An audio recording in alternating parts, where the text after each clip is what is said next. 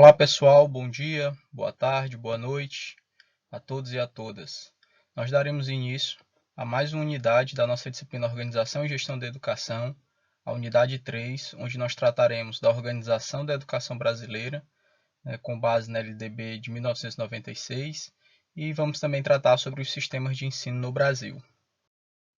Nesta unidade, nós teremos aí aspectos conceituais sobre sistemas, o que é um sistema educacional, como que ele se compõe, como que ele se organiza, a própria concepção da educação brasileira, de que forma que são divididas as responsabilidades quanto às ofertas e modalidades de ensino no nosso país.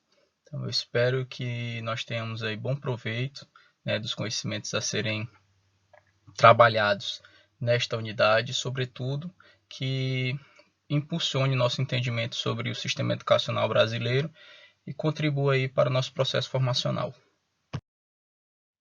Como de praxe, nós vamos começar a nossa aula com uma indagação, nos levando a pensar e refletir o que são sistemas. Para a gente compreender o sistema educacional brasileiro, a gente precisa entender o que nós pensamos a respeito de sistemas.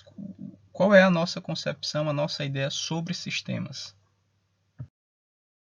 Então, mas qual o conceito de sistema? São várias as definições que nós encontraríamos na literatura, mas a que nós estamos utilizando aqui é um conjunto de elementos que interagem entre si e que possuem um objetivo comum, atingir uma meta, realizar um determinado objetivo.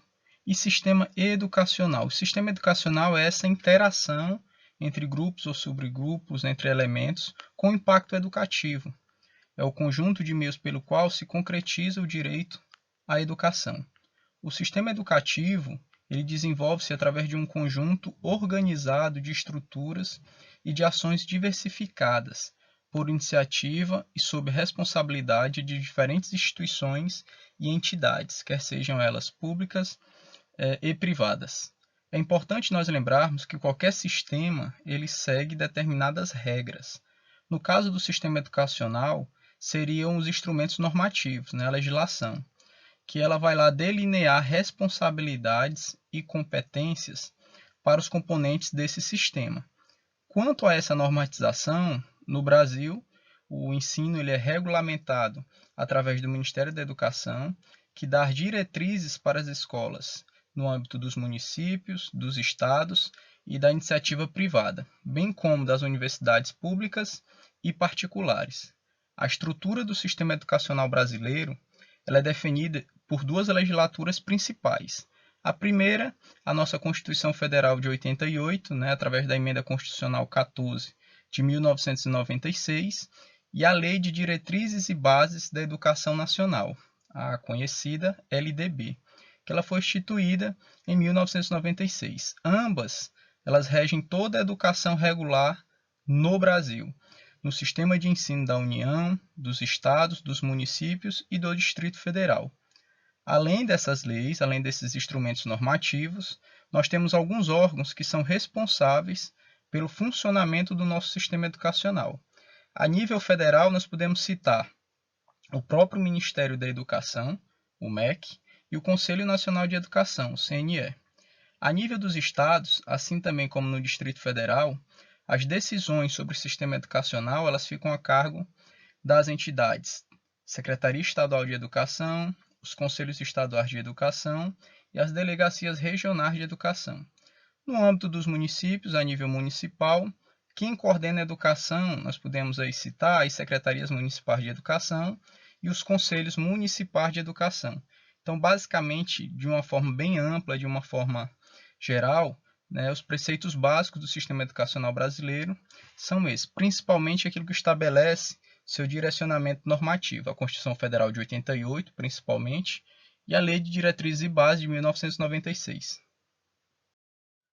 Para nortear o nosso entendimento, é importante que a gente compreenda o que preceitua a LDB. Então, a LDB ela é um dos instrumentos normativos que vão regulamentar o sistema educacional no país, tanto no âmbito público quanto na iniciativa privada, vai desde a educação básica até o nível superior.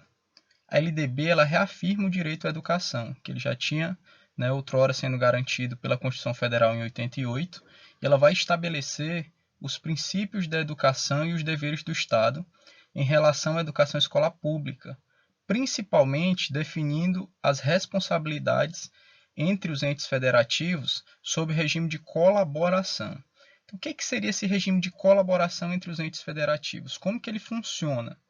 Então, esse regime de colaboração é uma alternativa, é uma forma de organizar o sistema de ensino, os quais, por meio de relações colaborativas, vão buscar garantir o cumprimento das responsabilidades de cada um desses entes, na implementação das políticas públicas de qualidade que visem a promoção de ofertas equitativas. Então, esse regime de colaboração ele tem por característica, certo, essas garantias que foram aqui citadas. Então, visto o que preceitua a LDB, nós vamos ver agora como se compõe, como se caracteriza, como se organiza a educação no Brasil. A educação no Brasil é dividida em educação básica e educação superior. A composição da educação básica, nós temos que ela vai desde a educação infantil até a educação de nível médio. No ensino superior, nós temos que vai desde a graduação à pós-graduação. Além disso, nós temos uma outra categoria de divisão, que é uma categoria administrativa sobre as instituições de ensino. Elas se dividem em públicas e privadas. As instituições públicas, de forma objetiva, são aquelas criadas ou incorporadas que são mantidas e administradas por um ente público, por algum representante do poder público. E as instituições de ensino privadas são aquelas mantidas e administradas por pessoa física ou jurídica de direito privado.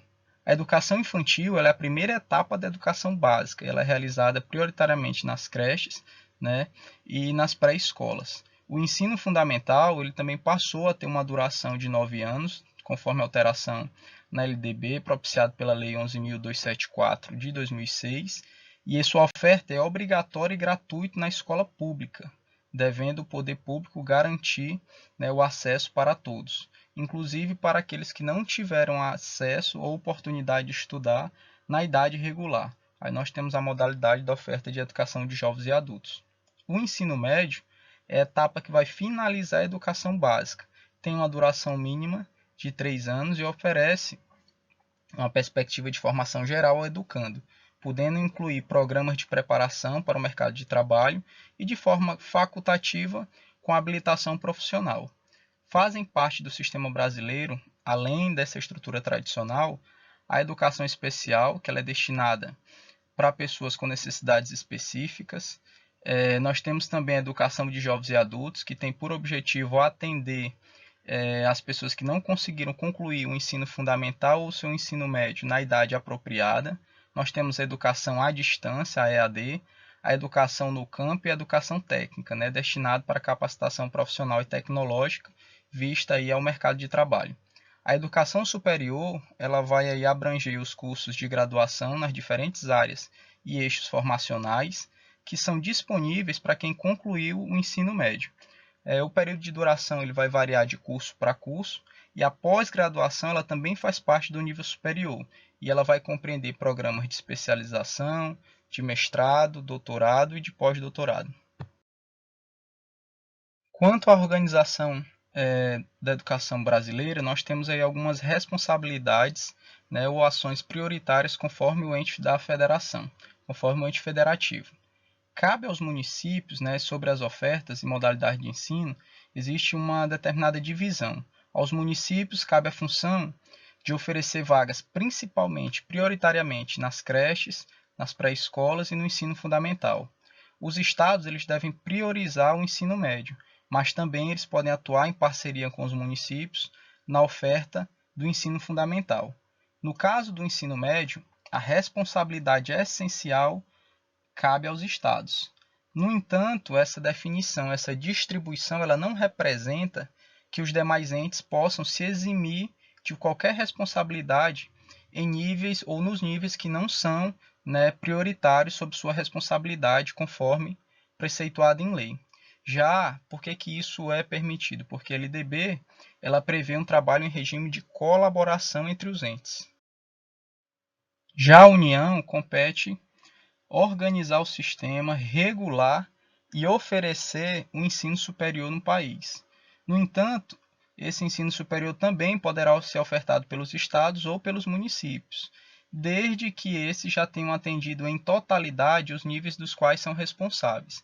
Em outras palavras, se faltar vagas em creches, a responsabilidade e a cobrança, do ponto de vista legal, compete, cabe aos municípios. No entanto, os municípios eles podem atuar na oferta de educação de nível superior, desde que eles já tenham contemplado em sua totalidade a oferta nas vagas na educação infantil e no ensino fundamental.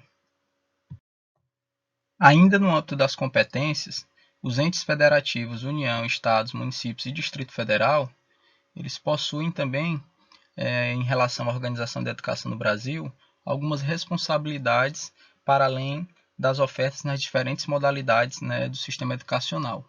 A União, por exemplo, ela deve coordenar a Política Nacional de Educação, vai exercer a função normativa, redistributiva e supletiva, vai elaborar o Plano Nacional de Educação, é sob sua responsabilidade, vai organizar, manter e desenvolver os órgãos e instituições oficiais do Sistema Federal de Ensino, vai elaborar diretrizes curriculares para a educação básica, vai normatizar os cursos de graduação e de pós-graduação, vai avaliar as instituições de ensino superior, bem como conceder as autorizações, proceder com instrumento avaliativo para o reconhecimento, credenciamento das instituições e dos cursos de nível superior no país.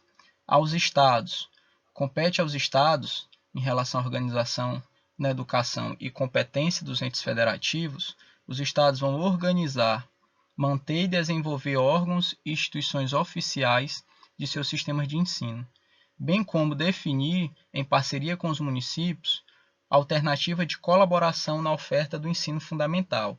Na nossa região, nós podemos observar muito em relação a essas responsabilidades, parceria quanto, por exemplo, em relação à educação do campo ou escolas que ficam situadas na zona rural, nós temos aí a parceria com o transporte desses alunos em regime de colaboração entre estados e municípios. Elaborar e executar políticas e planos educacionais em consonância com as diretrizes e planos nacionais. Compete também aos estados autorizar, reconhecer, credenciar e avaliar os cursos das instituições de educação superior e os estabelecimentos do seu sistema de ensino, baixar normas suplementares para o sistema de ensino, assegurar o ensino fundamental e oferecer com prioridade o ensino médio.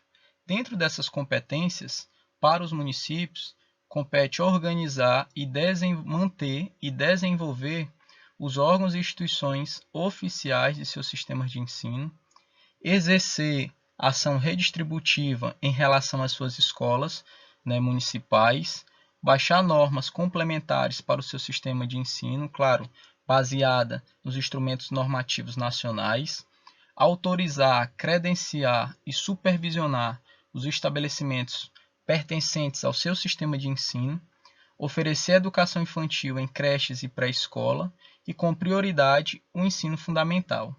Ao Distrito Federal, ele vai ter as competências referentes ou iguais àquilo que executa aos estados, na verdade, e aos municípios. Ou seja, a competência básica de oferecer educação de nível básico. Então, pessoal, quero deixar também aqui uma charge em forma de reflexão, porque falar da organização da educação brasileira e dos sistemas de ensino há uma amplitude, uma complexidade em relação a esse conteúdo, sobretudo nós temos assim uma dimensão do seu entendimento, mas é importante nós fazermos uma reflexão a respeito da educação brasileira. O nosso sistema de ensino ele foi modificado algumas vezes. Dentre essas modificações, percebe-se que foi priorizado algumas áreas em detrimento de outras, e isso ficou claro quando, no ano de 2014, o governo federal lançou o Programa Nacional de Educação, que ele objetiva a implementação e melhoramento do ensino brasileiro em todas as suas dimensões, num prazo de 10 anos. E eu queria, sim, que nós pensássemos que a educação ela deve representar a principal alternativa de aproximar as pessoas e impulsioná-las ao crescimento e adaptação ao mundo globalizado e competitivo, que está em constantes mudanças. Então, o processo educacional ele visa a formação de um cidadão crítico e inserido num contexto visando nós propiciarmos ou nós contribuirmos para a constituição de uma sociedade mais justa e mais igualitária. Aqui são as referências que nós utilizamos na unidade 3.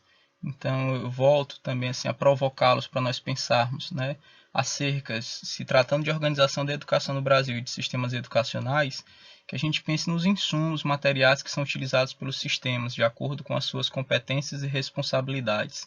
Pensar na infraestrutura das escolas, na valorização dos profissionais da educação, que se tenha uma formação adequada, um piso de valorização e uma carreira que atraia os profissionais para a educação, ter boas condições de trabalho em relação ao quantitativo de alunos por sala e, sobretudo, priorizando a redução das desigualdades entre os entes federados na prestação de serviços, para que a gente possa pensar um dia, pelo menos em um padrão mínimo de qualidade, independente da região do país e da modalidade de educação que esteja sendo ofertada.